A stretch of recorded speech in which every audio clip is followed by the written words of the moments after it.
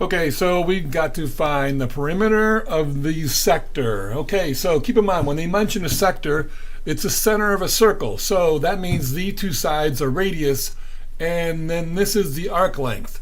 So we can go ahead and add the 6 because that's another radius. The perimeter is going to be the two radii added together plus the arc length. If I want to find the arc length when it's in radians, I just multiply the angle in radians times the radius. So in this case, it's going to be 1.2 times 6. So all I end up with then is a perimeter of 19.2 centimeters. In question number 6, we've got a circle with a radius of 6. We can add this 6 over here, and because they're both radii, and then we've got tangent lines that we got to keep in mind. The tangent line creates a 90-degree angle with a radius, so we can add that to our picture. And then they want us to find the angle POQ. Well, that's by the center, the circle there. And if we take a look, we've got this angle, we have this side and this side. That's the opposite and adjacent. I can find the angle of an opposite and adjacent. That's going to be using tangent. So that's going to be tangent -1 of 8 over 6. That's going to equal my angle.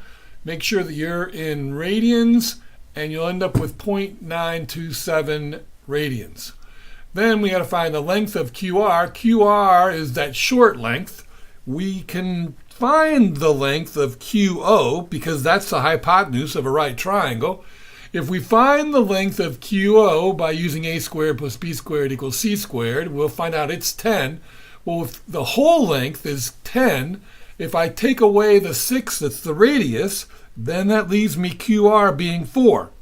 Now, if I want to know the perimeter of the shaded area, well, that's going to be QR plus QP plus the arc length of RP. Well, I've already know what QR is. That's 4, and QP is 8.